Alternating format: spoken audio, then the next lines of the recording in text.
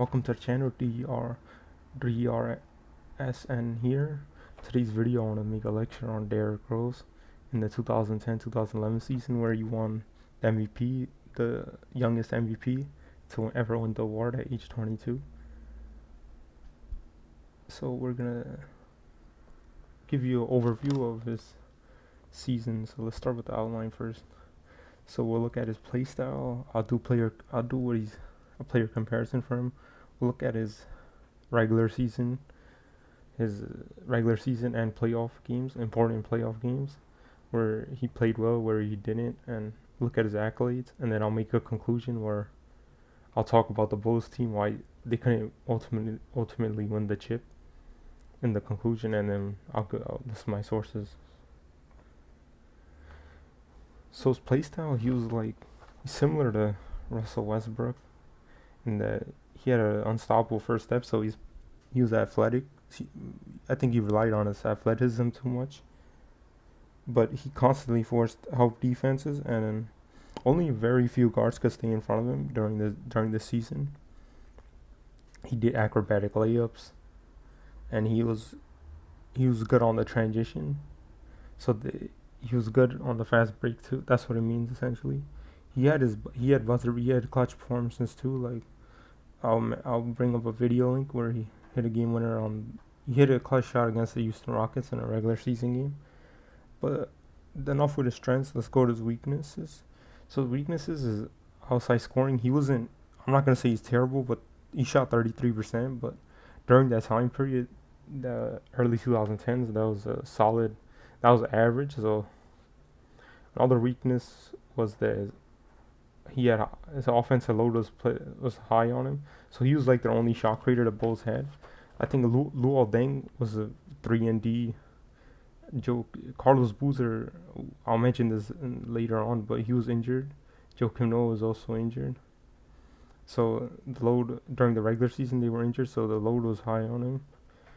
I didn't consider him a elite passer either, even though he had 7.7 assists. Because of that high offensive load and the high usage rate, that's why it's because the assist numbers are pretty high. But I don't consider him like on Chris Paul, Steve Nash, John Stockton, or Mark Price's level in terms of playmaking or being a facilitator. I don't want to say he was bad on defense, but he was a non-elite, so he was solid on defense. His game was predicated on athleticism, so he did get blocks. Like there was one play where he turned the ball over and then he ran back and then he actually got the block. So these are his accolades. He led them to a 62-win team, to their first seed. So this is why, and I believe he did deserve the MVP over LeBron. A lot of people say LeBron deserved it, but what I'll bring context in the next slide. But he made first team All NBA. He made an All-Star appearance. 3 times he won Eastern Conference Player of the Month. 4 times he won Eastern Conference Player of the Week. So here's some context to why I believe he deserved to win it. So this was in he won 62 games where we had the Big 3 Heat, where they just formed their super team. The Big 3 Celtics, so they were on the downhill, and they were just coming off a finals run where they lost all to the Lakers. Dwight Howard's Orlando Magic, they were good too. I think they had made the finals in 2009, but he had no all-star teammates because Joakim Noah was injured during the regular season. He missed 30 games. Boozer missed 15 games due to a broken bone, and Boozer was acquired from the Utah Jazz. Taj Gibson, a power forward off the bench with a mid-range jumper, he also had ankle sprains, so the team wasn't necessarily healthy. And despite them not being healthy, he led them to 62 wins. So I believe that's an impressive accomplishment. So here are notable regular season games against the Spurs. I remember him doing in this game he did he drove by Tim Duncan a lot. He did some acrobatic layups. He had his finish with 42 points and 8 assists. And the Spurs had the best record at that time, so the Bulls beat the best regular season team at that point because they had the best record. So this pushed his case for being MVP more. And this is what I talked about earlier. He had a game winner against the Rockets where he had a clutch shot to win the game.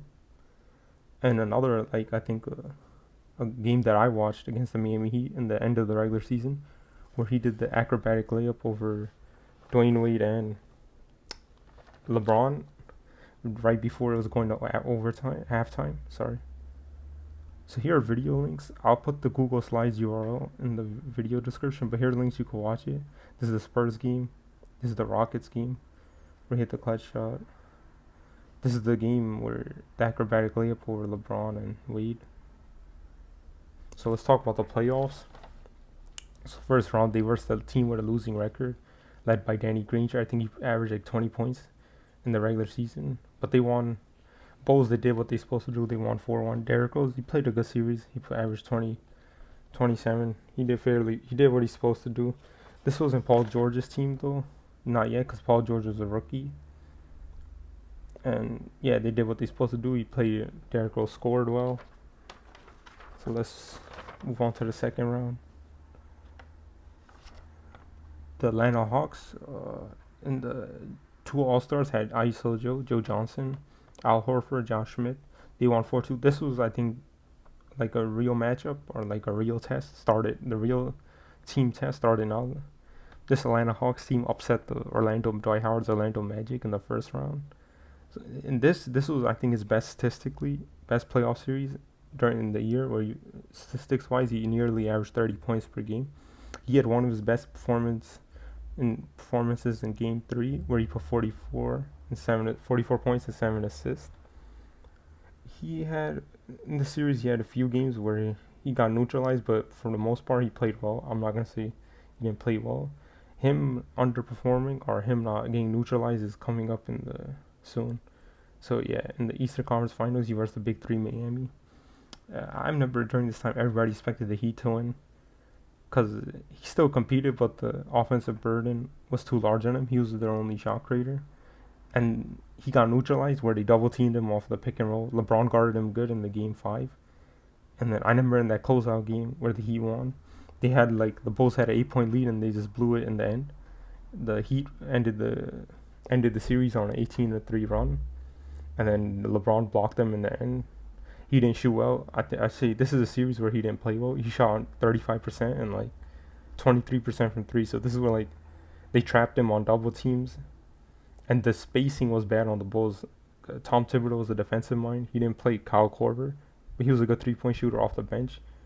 I believe they played Ronnie Brewer. Yeah, they played Ronnie, who's not really a 3-point shooter. So the spacing was bad.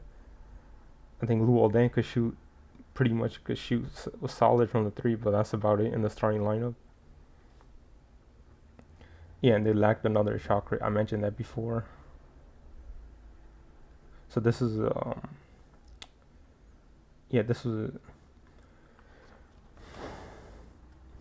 So this is what I think of. I think he had the Russell Westbrook explosiveness, like his speed.